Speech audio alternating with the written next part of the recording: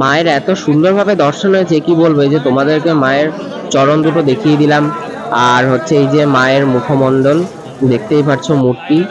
আর এই হচ্ছে তারাপীঠের ওই ভিডিওটা যেটা অনেক দিন আগে ছেড়েছি। তো হঠাৎ করে দেখলাম না রয়েছে, তোমাদেরকে দেখানো হয়নি, তাই ভাবলাম আপনাদের দেখিয়ে দিই। এই হচ্ছে মায়ের চরণ দেখতে পাচ্ছেন। আমি যথেষ্ট চেষ্টা করেছি আমার ফোনটাকে যতটা পারি মায়ের কাছে নিয়ে যেতে, মায়ের চরণ তলে আমি ফোনটা ঠেকিয়েছি। আর আর মায়ের একদম সামনে গিয়েই আমি ফোনটাকে নিয়েছিলাম। মায়ের ছবি তুলে আপনাদেরকে দেখানোর জন্য আমি অনেকটা চেষ্টা করেছি, জানি না কতটা আমার এই ভিডিওটা ক্যাপচার করতে পেরেছে। তখন তো পুরোনোটা ছিল, এখন নতুন হয়েছে ফোনটা। তো এই হচ্ছে দুয়ার, এই এখন ঢুকবো মায়ের দুয়ারে। সামনে দেখতে পাচ্ছেন মায়ের একটা সুন্দর ফটো রয়েছে, বড় একটা ফটো। আর ঠিক এই সাইডটায় তখন মা ছিল নর্মাল সাজে, ওই জন্য এত সুন্দর লাগছিল দেখতে, দেখো।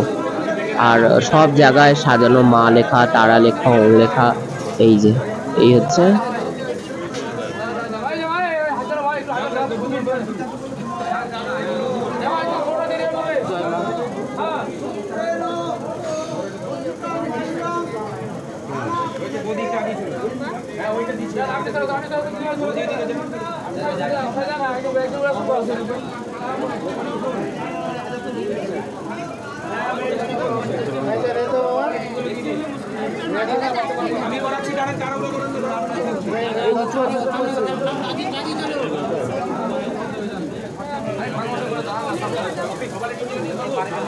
এখন দেখতে পাচ্ছেন আমি ঠিক ফোনটা মায়ের কাছে একদম নিয়ে যাব।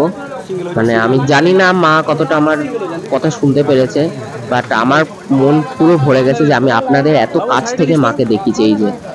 এই যে আমি একদম ফোনটাকে দেখতে পাচ্ছেন মায়ের একদম কাছে নিয়ে গেছি। এই যে পুরো এসে মায়ের একদম কাছ থেকে ধরেছি মাকে। তো এই ছিল আজকের ভিডিওটা, হয়তো অনেকদিন পর ছাড়ছি। তো এরপর আমি গেছিলাম দ্বারকানাথের উপরে পাতালকালী দেখতে, বাট সেটা দেখতে পারলাম না কারণ তখন বন্ধ ছিল। আর এই যে নিচে এটা হচ্ছে দ্বারকানাথ।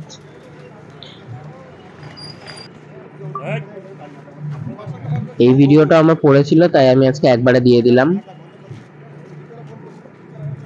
দেখা হচ্ছে আবার অন্য কোনো ভিডিওতে, ততক্ষণের জন্য টাটা।